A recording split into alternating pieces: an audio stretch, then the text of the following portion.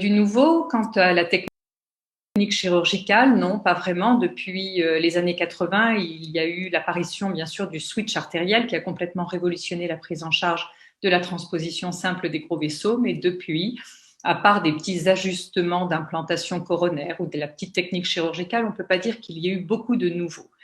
Y a-t-il du nouveau dans la prise en charge anténatale? Pas vraiment non plus. On a vu que le diagnostic anténatal conduisait à une naissance en milieu cardiologique, mais là encore, depuis ces papiers qui laissaient entendre qu'il valait mieux naître en milieu cardiologique pour donner un peu plus de chance à ses enfants, rien de nouveau à l'horizon. Le suivi postnatal, non plus. En revanche, je pense que surtout sur le long terme, que l'on va voir du nouveau arriver. Et le nouveau, eh bien, en fait, c'est le vieux. Et le vieux quoi? Le vieux patient, si on peut parler de vieux patients, ce sont des patients qui maintenant survivent et survivent à l'âge adulte et dont on espère qu'ils vont vivre le plus longtemps possible. Donc, du nouveau, bien sûr, il n'y en a pas sur tout ce qui est anatomie, embryologie. On sait maintenant que les voies d'éjection ne se croisent pas. On n'a pas les voies d'éjection droite et gauche dans deux plans, mais dans un plan parallèle. Pour ce qui est de l'anténatal, on va vérifier la taille du foramen ovale parce qu'on sait que les échanges gazeux vont surtout se faire à la naissance grâce à la persistance d'un foramen ovale bien ouvert, puisque la circulation en parallèle ne permet pas l'oxygénation de l'aorte qui sort du ventricule droit et qui reçoit en postnatal du sang complètement désaturé, contrairement à la période anténatale où le sang placentaire arrivait dans l'oreillette droite, donc ce qui explique la très bonne tolérance de la transposition des gros vaisseaux in utero. À la naissance, ce foramen ovale doit être maintenu ouvert grâce à la manœuvre de Rashkind qui vient d'être schématisée. La naissance en milieu cardiologique, on l'a dit, elle est importante parce que environ un tiers des enfants vont avoir besoin d'une prise en charge immédiate avec la réalisation du Rashkind et la surveillance postnatale pour pouvoir faire le switch dans les meilleures conditions possibles. Qu'est-ce que le switch artériel? Eh bien, la chirurgie, c'est une chirurgie à cœur ouvert que l'on va faire chez ces bébés. L'aorte est antérieure, l'artère pulmonaire postérieure. Eh bien, on va tout simplement faire en sorte de switcher. On va remettre les vaisseaux à leur place. On va sectionner l'artère pulmonaire, sectionner l'aorte et bien entendu prendre les artères coronaires pour venir les remettre en position aortique. Et c'est là le temps méticuleux de cette chirurgie. Qu'en est-il de la mortalité opératoire? Elle est extrêmement faible maintenant. Il y a une learning curve indiscutable dans le switch artériel, mais dans des mains entraînées, la mortalité péropératoire est moins de 1%. Elle va augmenter un petit peu lorsqu'il y a des anomalies de naissance coronaire ou d'autres lésions associées, mais en gros, très faible mortalité préopératoire, très faible mortalité périopératoire et le suivi au long terme, on sait qu'il va y avoir à long terme entre 95 et 96% de patients qui vont survivre à 15-20 ans sans réintervention. Qu'en est-il de la survie de ces patients après le switch? Est-ce qu'on peut considérer que ces enfants sont guéris? Comme je vous l'ai dit, le temps chirurgical qui est la réimplantation coronaire est extrêmement délicate et on sait malheureusement que certains enfants vont avoir des complications coronaires et notamment des infarctus. Il y a eu à déplorer quelques morts subites d'adolescents lors d'épreuves sportives sur des lésions coronaires qui avaient été méconnues, si bien qu'aujourd'hui, on fait systématiquement un screening des coronaires avec un scanner chez tous les enfants avant l'arrivée en CP. Il existe dans environ 1% des cas des anomalies de naissance coronaire sévères avec des artères intramurales qui compliquent considérablement la chirurgie.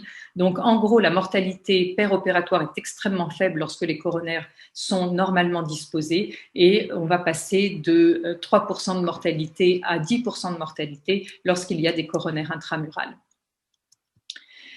Une fois qu'ils ont été opérés, qu'ils ont passé la période périopératoire et la petite enfance, est-ce que ces enfants auront un développement neurologique normal, neurodéveloppemental? Et malheureusement, les études qui ont été faites, alors les études initiales qui ont été menées dans les années 90 étaient très alarmistes, mais il s'agissait d'études essentiellement qui provenaient des États-Unis, et la prise en charge aux États-Unis est totalement différente de la France, c'est-à-dire qu'aux États-Unis, premièrement, le diagnostic anténatal est très rarement fait du fait du système de santé complètement différent, et surtout, comme il n'y a pas de diagnostic anténatal, ces enfants, bien souvent, naissaient dans un endroit un peu perdu et mettaient parfois 6 ou 8 heures pour arriver dans le service de chirurgie. Et on se disait, eh bien, c'est ce temps de latence qui est extrêmement délétère pour le cerveau, qui a pu souffrir d'une hypoxie prolongée. Et lorsqu'on fait naître les enfants en environnement cardiologique, eh bien, on peut espérer que ces complications neurologiques pourraient disparaître.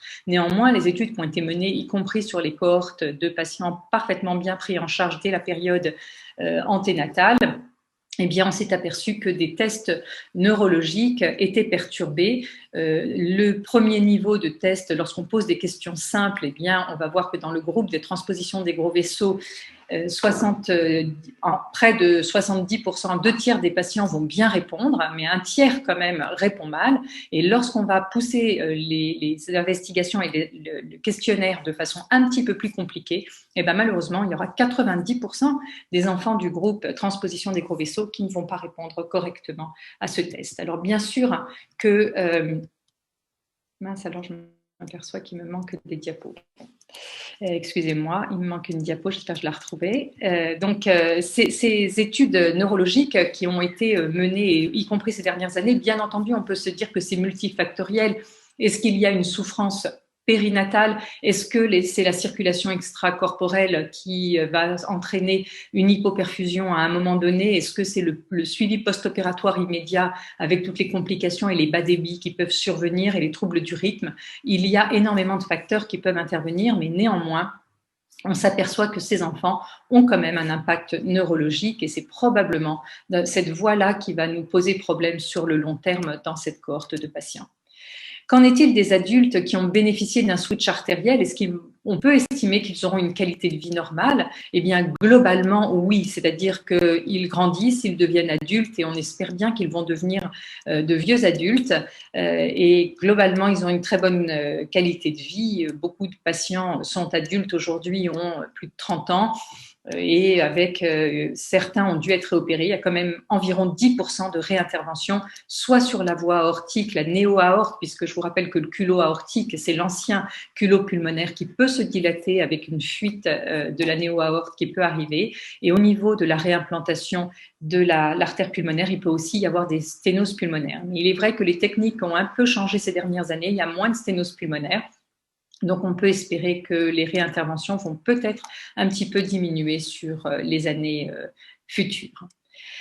Donc, pour toutes ces raisons, il est très important de ne pas méconnaître le diagnostic parce que ces quelques heures de la période néonatale sont capitales pour la perfusion cérébrale et si l'enfant est très hypoxémique et met du temps à arriver dans le service de chirurgie pour être pris en charge, eh bien, ça peut être très compromettant sur le développement neurologique de cet enfant.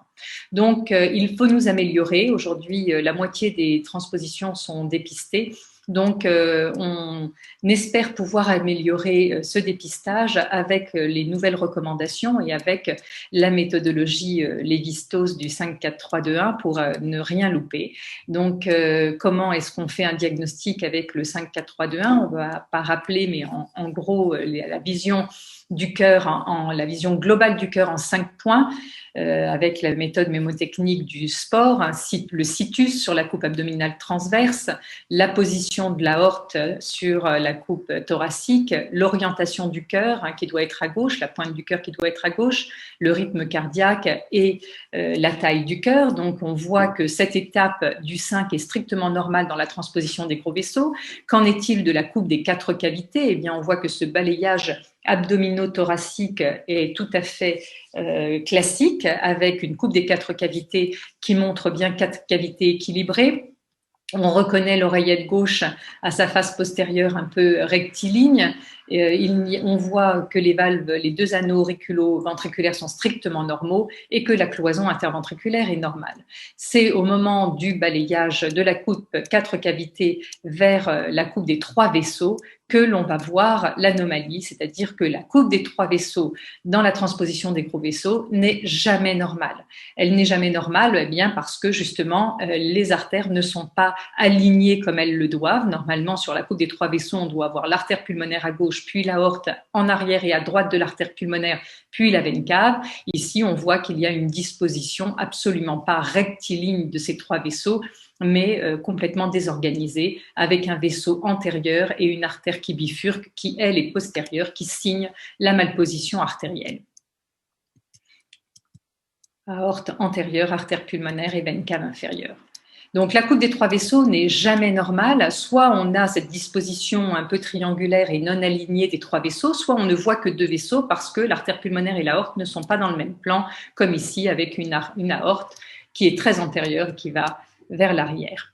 Donc, c'est surtout sur l'étude des voies d'éjection qu'on doit absolument se focaliser, c'est-à-dire que on doit suivre, on doit identifier les artères, l'artère qui sort du ventricule gauche et l'artère qui sort du ventricule droit. Lorsqu'on a l'aspect typiquement parallèle, qui est classiquement ce que l'on retient de la transposition des gros vaisseaux, comme ici, eh bien, ma foi, le diagnostic est simple. On voit effectivement ici sur la voie d'éjection gauche la continuité septo-artérielle, le ventricule gauche avec sa mitrale qui est en continuité avec cette artère, sauf que cette artère bifurque, on la voit rapidement bifurquer, et on voit, alors que d'habitude on ne voit jamais la voie d'éjection du ventricule droit, eh bien on voit ici l'artère qui sort du ventricule droit, en l'occurrence l'aorte.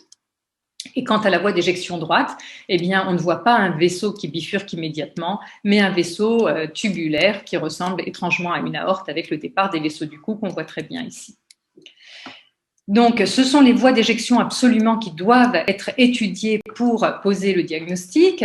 Et sur cette voie d'éjection gauche, on voit donc qu'on doit suivre, on doit identifier l'aorte qui sort du ventricule gauche. Et si l'artère qui sort du ventricule gauche bifurque, eh bien, on pose le diagnostic de transposition des gros vaisseaux. Alors, pourquoi est-ce que le diagnostic n'est pas toujours facile? Eh bien, parce que justement, les artères, elles ne sont pas toujours parallèles dans une transposition des gros vaisseaux. Vous voyez sur l'exemple de gauche qu'on a bien 2 artères de plan complètement classique, avec une artère qui va vers le haut et à la gauche, et l'autre vers le bas et la droite. Eh bien, l'artère, le niveau d'artère que vous voyez à gauche, avec des artères qui se croisent et qui ne sont absolument pas parallèles, il s'agit pourtant d'une transposition des gros vaisseaux. Et on pose ce diagnostic parce que si je fais un petit zoom en arrière, eh bien on voit que l'artère qui sort du ventricule gauche ici, eh bien bifurque rapidement. Et pourquoi est-ce que le diagnostic de transposition n'est pas si simple? Eh bien, parce que la transposition simple des gros vaisseaux n'a de simple que son nom. Parce qu'en fait, rien n'est simple dans la transposition des gros vaisseaux. Les vaisseaux, ils peuvent être antéro-postérieurs, en détransposition, en L malposition. Si l'aorte est antéro-gauche, ils peuvent être côte à côte, ils peuvent être antéro-postérieurs. Donc, il y a tous les cas de figure dans la transposition des gros vaisseaux qui peuvent expliquer justement qu'on n'a pas de vaisseau parallèle et il faut absolument identifier l'artère qui sort du ventricule gauche. Il ne faut pas faire de raccourci, il ne faut pas chercher des artères parallèles à tout prix. Il faut analyser segment par segment le cœur et vérifier que l'artère qui sort du ventricule gauche est bien une artère qui bifurque dans la transposition des gros vaisseaux. C'est ça le diagnostic. Quand le diagnostic est bien entendu plus facile quand on voit bien les vaisseaux parallèles. Mais ici, on voit que sur ce balayage, les 4 cavités sont normales, mon oreillette gauche est normale, et c'est sur la coupe des 3 vaisseaux que l'on voit que mes vaisseaux ne sont pas alignés. On a un vaisseau au milieu qui est antérieur.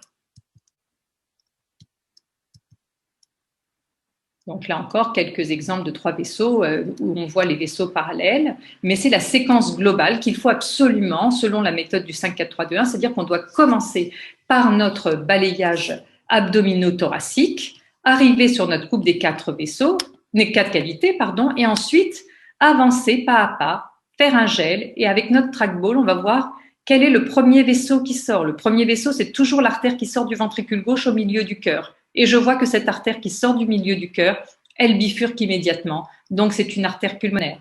Je continue, je vois ma deuxième artère qui sort du ventricule droit. Et cette deuxième artère qui sort du ventricule droit, lorsque je continue, hop, je la vois faire une crosse. Il s'agit d'une aorte. Voilà, le diagnostic est posé de transposition des gros vaisseaux grâce à ce balayage qui doit absolument analyser d'abord le premier vaisseau, puis ensuite, je continue pour voir le deuxième vaisseau qui est une aorte. Donc, il faut absolument avoir cette séquence de notre balayage des 4 cavités vers les 3 vaisseaux et analyser le premier vaisseau, premier étage, le deuxième vaisseau.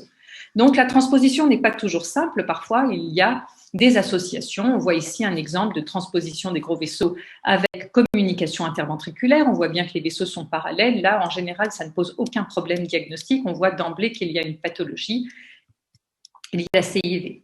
Parfois, eh bien, on a à la fois une communication interventriculaire qu'on voit bien ici avec un bout de valve qui essaye de fermer cette CIV et on voit nos 2 vaisseaux parallèles, sauf que nos vaisseaux parallèles, il y en a un plus large que l'autre.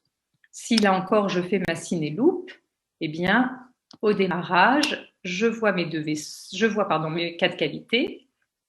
Le premier vaisseau qu'on voit apparaître au milieu du cœur, qui est plus petit que le deuxième, qui sort du ventricule droit. Donc, on a une CIV avec probable sténose pulmonaire par en fait un bout de muscle sous la valve. On voit ici la valve et il y a du muscle sous la valve. Donc, CIV, transpose CIV, sténose pulmonaire. Et on a parfois une petite aorte et une large artère pulmonaire. Là, c'est une future transposition CIV et probablement coarctation de l'aorte puisque l'aorte est plus petite.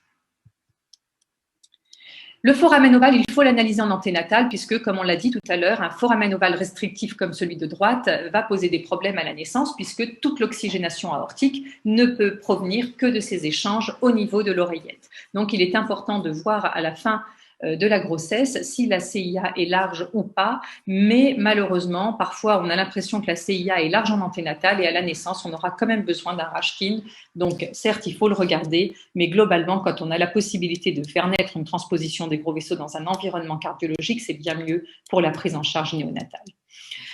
Donc, oui, pour un meilleur dépistage de la transposition des gros vaisseaux, la coupe des 3 vaisseaux n'est jamais normale dans une transposition des gros vaisseaux. Il faut absolument s'efforcer d'identifier l'artère qui sort du ventricule gauche. Si elle bifurque, c'est une artère pulmonaire. Identifier l'artère qui sort du ventricule droit. Si elle est tubulaire et qu'elle fait un angle de crosse, eh bien, il s'agit d'une aorte. Donc, attention à ne pas rechercher absolument des artères parallèles. C'est un dogme qui ne doit pas être retenu. Il faut absolument que vous identifiez les artères. Donc, si j'ai un message à vous donner pour la transposition des gros vaisseaux aujourd'hui, c'est que la coupe des 3 vaisseaux n'est jamais normale, la coupe des voies d'éjection n'est jamais normale et on n'a pas toujours cet aspect parallèle. Donc, il faut absolument suivre les voies d'éjection. Donc, le nouveau sur la transposition des gros vaisseaux, je ne pense pas que c'est dans le diagnostic anténatal. J'espère qu'effectivement, avec la voie d'éjection gauche et apprendre à suivre ces structures et ne pas chercher à avoir des coupes dissocier les unes des autres, mais bien faire un balayage abdominothoracique du cœur jusqu'à la coupe des 3 vaisseaux pour bien identifier les artères, et bien là, je pense qu'on va nettement s'améliorer dans le dépistage des transpositions des gros vaisseaux et qu'on n'aura plus ce très faible dépistage national de 50%, mais qu'on améliorera nos performances. Et si on améliore le dépistage, au moins une partie des complications neurodéveloppementales qu'on voit dans ces groupes de patients, je l'espère, pourra s'améliorer.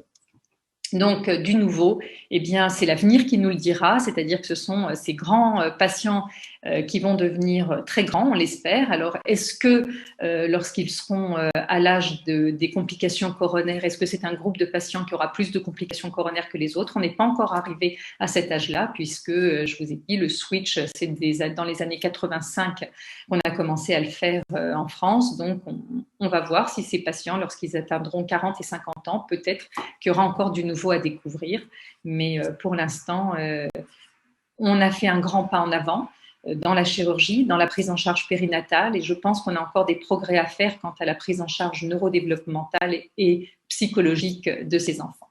Voilà, je vous remercie et merci de Lévi-Astos pour la méthode du Lévi-Strauss parce que, bien entendu, toutes ces banques d'images et tous ces travaux et ces réflexions, elles sont entre cardiopédiatres et elles nous font avancer et j'espère qu'elles vont vous faire avancer avec nous aussi. Je vous remercie.